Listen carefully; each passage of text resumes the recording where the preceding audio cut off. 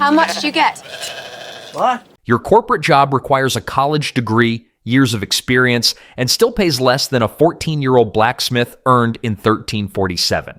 But here's what nobody tells you. One of these medieval skills is quietly making people six figures from their garage right now. And it's not the one you guess. Coopers made barrels. Sounds boring, right? Wrong. These guys were basically medieval engineers who figured out how to create perfectly watertight containers using nothing but curved wooden staves and metal hoops. No glue, no nails, nothing but physics and skill. Here's what made it genius. When you fill a barrel with liquid, the wood expands. And as it expands, those metal hoops tighten even more. The barrel literally seals itself.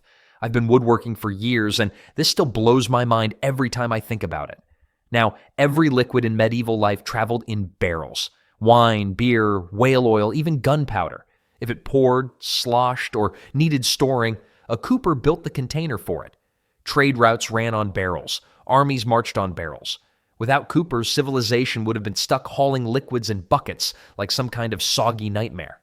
A skilled cooper could crank out 3 to 4 barrels daily, and kingdoms valued these craftsmen so much they passed actual laws preventing them from leaving the country. Try getting that kind of job security today. But here's where it gets interesting for your wallet. Modern craft distilleries pay $300 to $500 per handmade bourbon barrel. And ever since the whiskey boom of the 2010s, demand has absolutely crushed supply. Distillers are literally competing for barrels. The American standard 53-gallon barrel weighs 110 pounds empty. It has to hold liquid for 20-plus years without leaking a single drop. That's precision engineering done entirely by hand. No CNC machines, no laser measurements, just a craftsman and his tools. Retired woodworkers have already figured this out. They're running side businesses from their garages, selling decorative barrels and rain collectors online for $150 to $800 each. Not bad for what most people consider an obsolete skill. And barrels were just one piece of medieval infrastructure that modern money is chasing. Speaking of things people still need made from scratch, let's talk about what goes on your feet. Cordwainers made brand new shoes from scratch. Cobblers just fixed old ones. And medieval guilds got so territorial about this distinction that a cobbler caught making new shoes could lose his entire business. Why the drama? Quality control.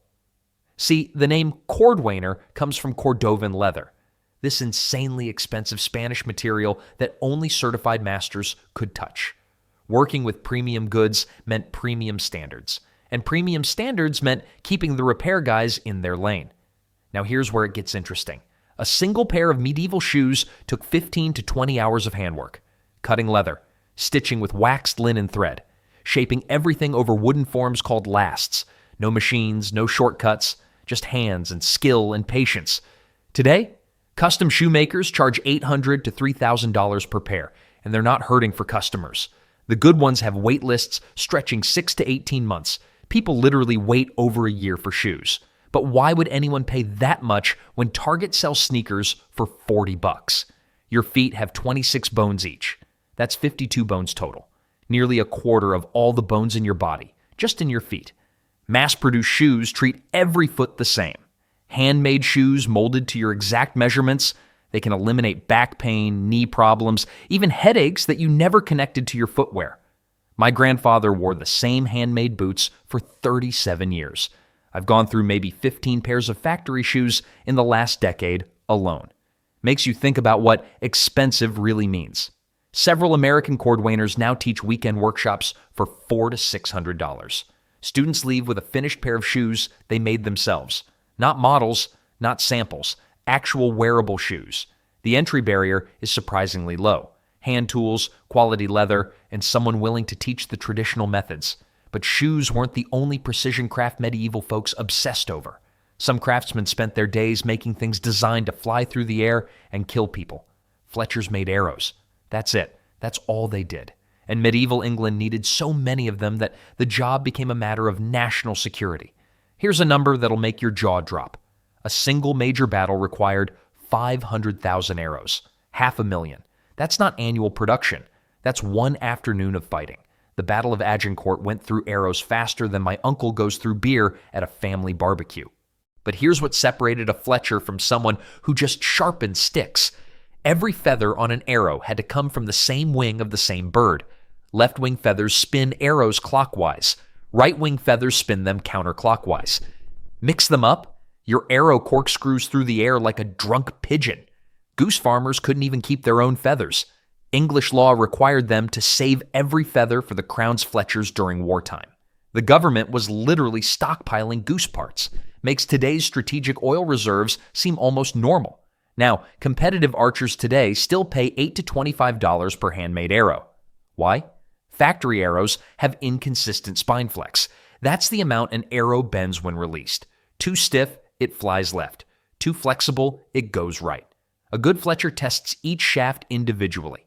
A home Fletcher with basic tools, we're talking a knife, some sandpaper, and feathers, can produce 50 to 100 custom arrows weekly. Bow hunters want them. Reenactors need them. Target shooters obsess over them. And the weird part is, the skill transfers directly into fishing. Fly tiers use identical feather wrapping techniques, same hand movements, same precision, same patience. Except instead of arrows, you're making tiny fake bugs that sell for $3 to $15 each. One skill, two markets. But arrows and fishing flies only work if you can see what you're doing. Before electricity, that meant one thing: candles. And the people who made them held a secret about animal fat that would make modern chemists cringe. Chandlers had one job: fight the darkness. And in a world without electricity, that job made them indispensable. Here's what most people don't realize. Medieval candles came in two very different flavors. Beeswax burned clean, smelled pleasant, and cost a fortune. Only churches and wealthy nobles could afford them. Everyone else, they got tallow candles made from animal fat. Tallow candles were, let's just say, atmospheric. They smoked constantly, dripped everywhere, and smelled like someone was slow cooking a sheep in your living room. Romantic, right? Making tallow candles required insane patience. You dip a wick into melted fat, let it cool, dip again, let it cool. 25 to 40 dips per candle, each one taking several hours to reach a usable thickness. My grandmother had more patience threading needles than I'd have making one medieval candle. And households burn through these things like we go through phone batteries. 50 to 100 pounds of candles annually per family. That's not a luxury item. That's survival infrastructure. Now here's where beeswax gets interesting. Those expensive church candles weren't just about snobbery. Beeswax releases negative ions when it burns, which actually purifies the air. Medieval priests didn't know the science, but they noticed that beeswax candles made sacred spaces feel different, cleaner, more holy, I guess you could say. The modern candle market, over $3.5 billion annually in America alone. And handmade artisan candles sell for 3 to 5 times what factory versions cost. People will absolutely pay premium prices for something that doesn't smell like a Yankee Candle factory exploded. A basement chandlery operation needs about $500 in startup supplies, basic equipment, quality wax, decent wicks. That's it. Finished candles sell for $15 to $40 each at farmers markets and craft fairs. But candles only solve part of medieval life's challenges. You still needed walls around you. And the next builders were constructed entire homes from materials that cost absolutely nothing. Mud, sticks, and something rather unpleasant from the barn. Thatched roofs, you've seen them in postcards. Quaint English cottages with roofs that look like giant haystacks. Most people assume they're decorative relics. They're wrong. A properly built thatch roof lasts 40 to 60 years. Meanwhile, those modern asphalt shingles you paid good money for, they'll need replacing in 15 to 20. Do the math on that one. Here's how it works. Thatchers bundle dried water reed, wheat straw, or heather into tight sheaves. Then they layer these bundles 12 to 18 inches thick across the roof frame. The result is natural insulation so effective that homes stay cool in summer and warm in winter without any electricity. Your HVAC system just felt personally attacked. But the real engineering marvel is waterproofing. Reed stems contain silica, the same compound in glass. When rain hits a thatch roof, it doesn't soak in. It beads up and rolls right off like the roof is wearing a raincoat. Medieval thatchers developed regional styles so distinctive that historians can actually date buildings within decades just by examining the roof patterns. That's like forensic science, but for cottages. Now here's where it gets interesting for anyone tired of their desk job. Only 800 to 1,000 professional thatchers work in Britain today, and they're booked solid, 2 to 3 years out. Each project pays $15,000 to $40,000. Supply and demand, my friends. American thatchers have it even better. They've carved out a niche doing resort construction, zoo exhibits, and luxury tiki bars. The market has almost zero competition because hardly anyone learned the skill. Meanwhile, every beach resort wants that tropical aesthetic. I actually met a thatcher at a county fair once. The guy was 72, busier than ever, and turning down work. His apprentices were making more than most college graduates, all from grass. The materials grow everywhere. The tools are simple. The technique takes time to master, but nothing compared to medical school. Speaking of materials found everywhere, the next skill literally builds walls from mud and sticks. Mud and sticks. That's it. That's the whole building material list. Wattle and daub sounds like something you'd call a bad law firm, but it's actually one of the most brilliant construction methods ever invented. You weave flexible branches between upright stakes to create a lattice framework. That's the wattle. Then you smear the whole thing with a mixture of clay, straw, and here's where it gets interesting: animal dung. Yes, dung. Medieval builders discovered that cow manure contains fibers that prevent cracking as the wall dries. It's basically nature's fiberglass. Your great-great-great-grandparents literally lived in houses held together by cow poop, and those houses are still standing. I'm not exaggerating. Tudor homes in England with original wattle and daub walls have survived over 600 years. Meanwhile, my drywall cracks if I look at it wrong. Here's what makes this technique genius. The materials cost nothing. Peasants built entire homes using only resources found within walking distance. No lumber yards, no hardware stores, no mortgage-sized supply runs, just branches, dirt, and whatever the cows left behind. But the real magic is how these walls breathe. Daub naturally regulates humidity, absorbing moisture when air gets wet and releasing it when things dry out. Your lungs feel better in a daub house than in a modern sealed box pumped full of recycled air. And the weird part is, people are paying premium prices for this ancient technology now. Modern natural builders charge $50 to $100 per square foot for daub construction. They market it as non-toxic, sustainable, and allergy-friendly. Rich people are literally paying top dollar for dirt walls because they're tired of living in chemical-laden homes that make them sick. Weekend workshops now teach homesteaders the technique for building garden walls, chicken coops, and storage sheds. Some folks are constructing entire tiny homes this way for under $5,000 in materials. But if you want to see medieval chemistry that's actually dangerous, the next skill involves a substance so caustic it could burn through your boots. Cattle horns were medieval plastic. Seriously, heat one up, press it flat, and suddenly you've got a translucent sheet, strong enough for lantern windows, flexible enough for combs, durable enough for buttons, cups, and knife handles. And here's what blows my mind. A skilled horn worker could make items that looked like they cost a fortune. Amber? They could fake it. Tortoiseshell? Easy imitation. All from something butchers were basically throwing away. Nothing got wasted either. The outer horn became products. The inner core boiled down into glue. Medieval craftsmen would be horrified by our landfills. Now, why should you care about this in the 21st century? Because horn products never really went away. They just got forgotten. Horn combs sell steadily online for $20 to $60 each. Why? They eliminate static, distribute your hair's natural oils, never snag or pull like cheap plastic. Once you use one, you'll wonder why anyone switched to petroleum-based alternatives. But combs are just the beginning.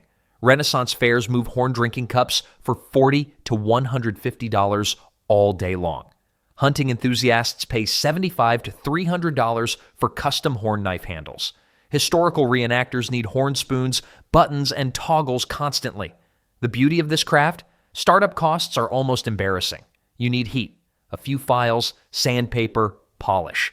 That's genuinely it. Your garage becomes a workshop this weekend if you want. Raw horns cost $5 to $15 each from butcher supply shops or farms. One horn makes dozens of small items. I'll be honest though, working with horns smells exactly like you'd expect burning hair to smell. Ventilation matters. Your neighbors will have questions, but the margins make the smell worthwhile. A $15 horn transforms into $200 of finished products. Find me another craft with that ratio.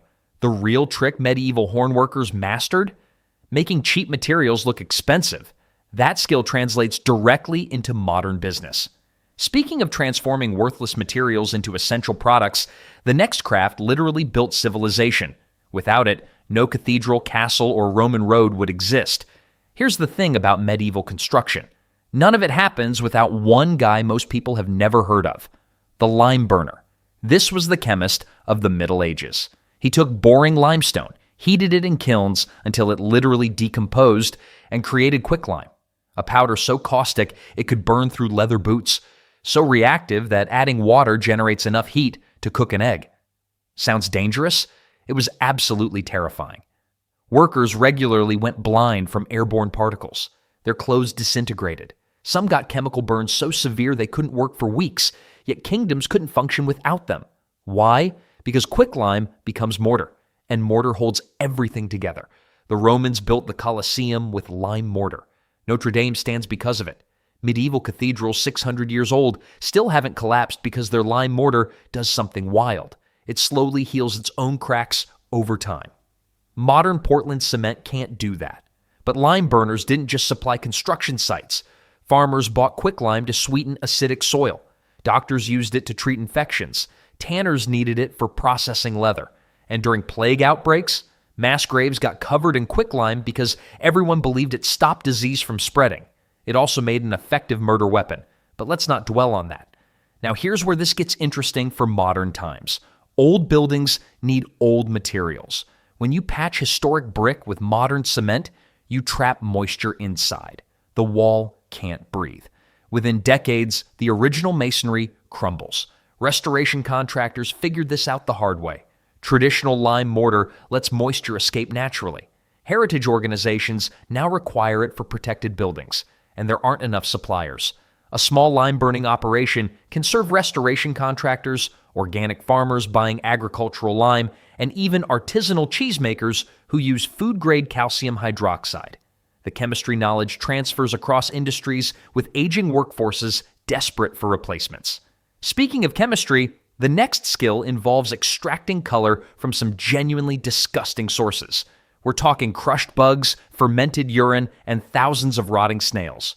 Rope makers had the strangest job requirement in medieval history. They had to walk backward for hours, sometimes for a quarter mile at a time. Here's why. Twisting plant fibers into rope requires constant tension while walking away from the spinning mechanism. The rope walks where they worked stretched up to 1,000 feet long. That's 3 football fields of backward shuffling while your hands twisted hemp fibers into something strong enough to anchor a ship. And ships needed a lot of rope. A single large sailing vessel required 20 miles of the stuff. Not 20 feet, 20 miles. Ropes wore out fast from salt water and friction, so coastal towns kept rope makers busier than anyone else in the harbor district. The craft had legal implications too. Right-hand twist ropes spin differently than left-hand twist.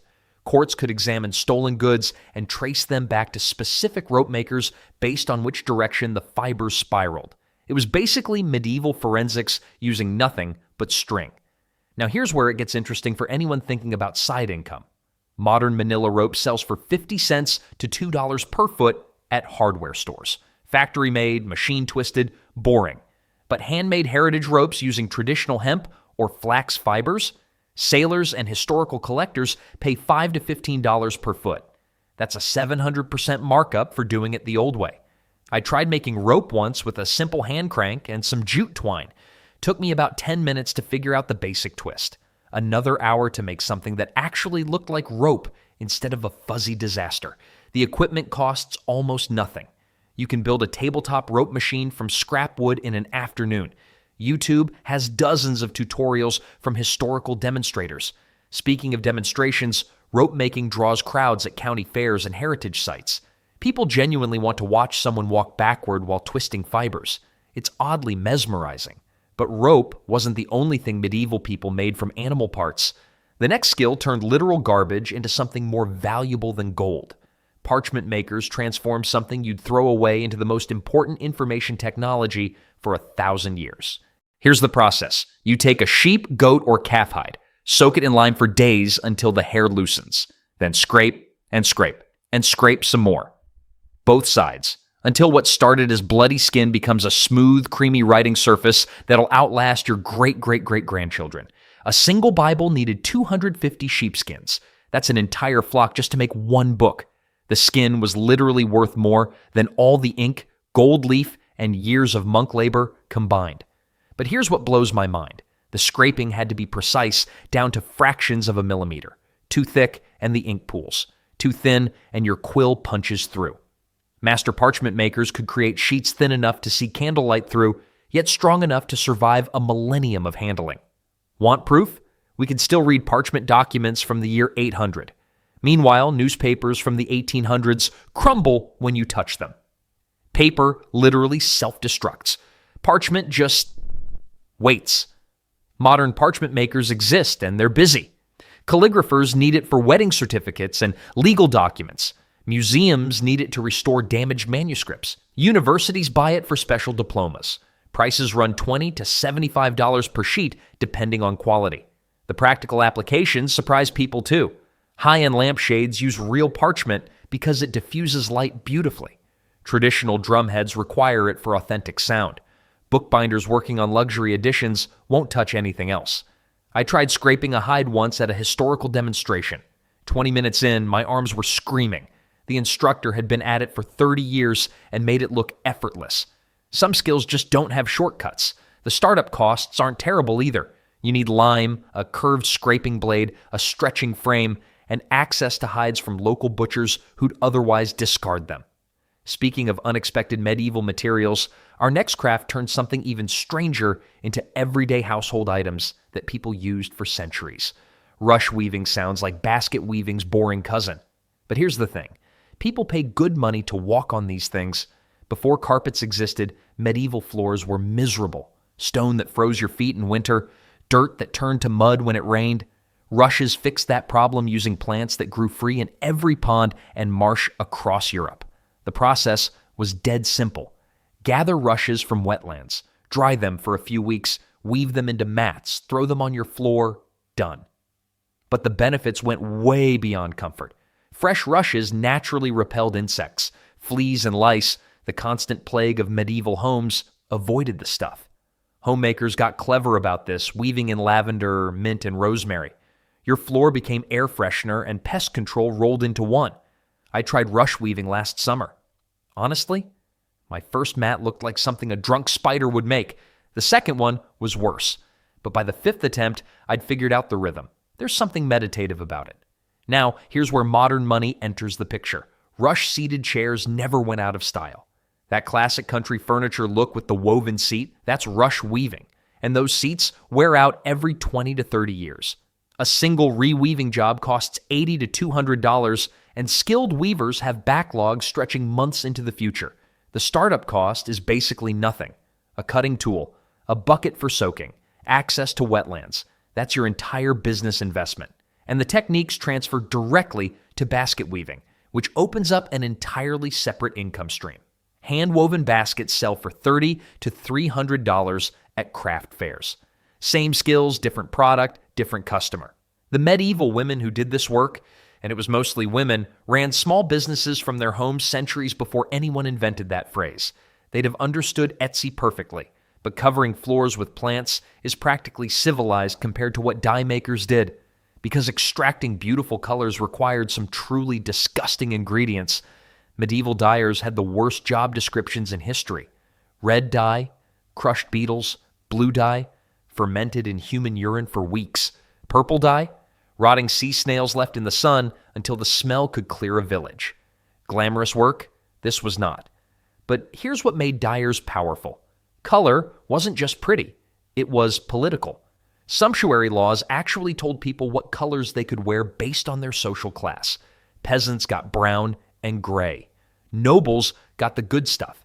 And dyers, they were basically the fashion police's supply chain. The purple thing gets really wild. Tyrian purple required crushing 10,000 sea snails for a single ounce of dye. 10,000. That's why emperors wore it. Not because it looked nice, but because wearing it screamed, "I'm so rich I can weigh snails." Now, I've tried natural dyeing exactly once. Ended up with yellow hands for a week and a sweater that looked like it survived a mustard accident. But people who actually know what they're doing, they're making serious money. Natural dyes have come roaring back. Consumers want to know what's touching their skin, and fermented plant matter beats synthetic chemical number 47 in the marketing department. Hand-dyed yarns sell for $25 to $60 per skein at fiber festivals per skein. And the weirdest part? Many traditional dye plants grow as common weeds. Goldenrod for yellow, black walnut hulls for brown, indigo for blue. That annoying stuff taking over your backyard might be worth actual money. Home dyers selling to knitters, quilters, and textile artists can pull in $500 to $2,000 monthly working part-time from a backyard setup.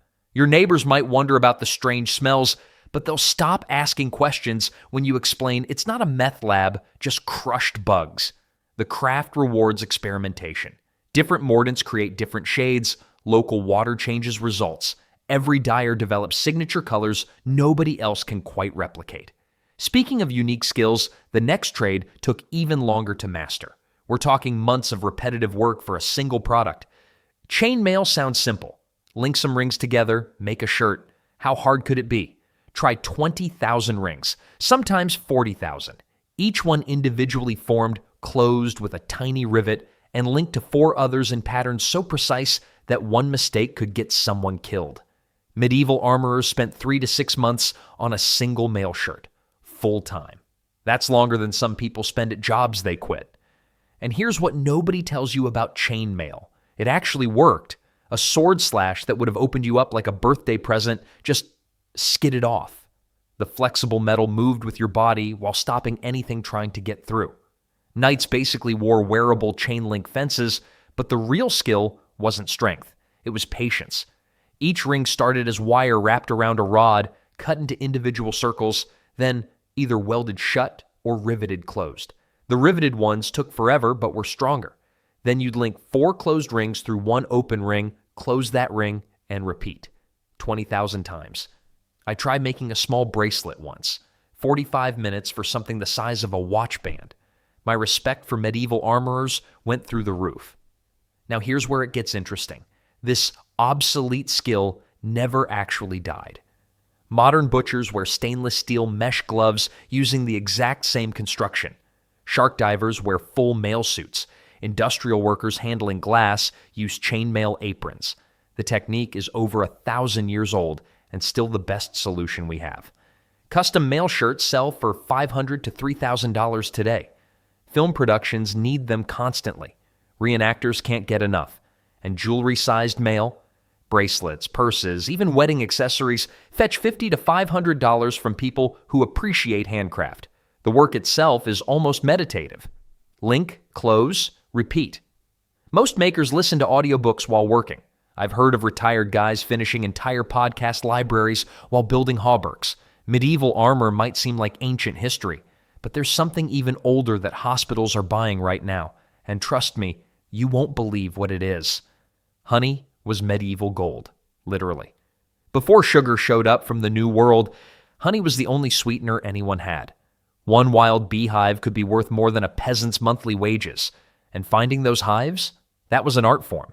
Honey hunters didn't just stumble onto bee colonies, they tracked them.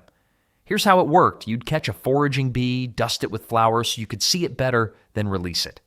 Bees fly straight home, so you'd follow that white speck through the forest until you lost sight. Then you'd move forward, catch another bee, and repeat. It was like GPS powered by insects. The patience required was insane. Some hunters spent entire days tracking a single colony, but the payoff made it worthwhile. Medieval honey did everything. It sweetened food, preserved meat for months, treated wounds better than most medicines, and fermented into mead. The wax alone was valuable enough to trade. Candles, seals for documents, waterproofing materials. Nothing went to waste. Wild honey today commands $15 to $40 per pound at farmers markets. Regular commercial stuff, $6 to $10. Why the difference? Wild honey contains local pollens and enzymes that processing destroys. People with allergies swear by local wild honey. Whether that's science or folklore, they're still paying premium prices. Now here's where this gets practical. Modern beekeeping requires about 30 hours per year per hive. That's it. A backyard setup with 10 hives produces 300 to 500 pounds annually. Do the math. That's potentially $20,000 in honey alone. But wait, the real money isn't even in the honey. Farmers pay beekeepers $150 to $200 per hive just to park them near crops during pollination season. Almonds, apples, blueberries, they all need bees. One guy I know makes more from pollination contracts than from selling honey. His bees basically earn passive income while making more honey. Speaking of creatures people collected from the wild for profit, the next trade involved wading into swamps and offering your legs as bait. Wading barefoot through swamps while blood-sucking worms attached to your legs. That was the job. That was the whole job. Leech collectors made their living this way for centuries.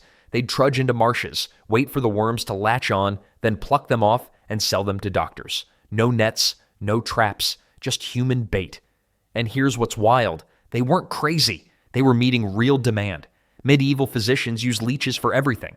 Headaches, leeches, fever, leeches, bad mood. You guessed it. Hospitals burned through thousands monthly, and someone had to supply them. The work destroyed bodies, though. Collectors risked drowning in murky water, infections from bites, chronic blood loss that left them anemic wrecks by 40. Most people wouldn't last a week doing this. But wait, before you dismiss this as medieval nonsense that died with bloodletting and plague masks, here's the twist. Leeches are back. Modern surgeons use them after microsurgery. Reattaching severed fingers, reconstructing ears. Leeches prevent blood clots because their saliva contains natural anticoagulants that no synthetic drug has matched. Hospitals worldwide purchase medicinal leeches regularly now. Leech farms raise Hirudo medicinalis and sell them for $10 to $15 each. Hospitals buy thousands annually. A creature we associate with medieval quackery turned out to be legitimate medicine. I remember reading about a guy who started a leech farm as a joke for his biology degree. Now he supplies 3 hospitals and makes more than his professor. The broader lesson matters more than leeches themselves, though.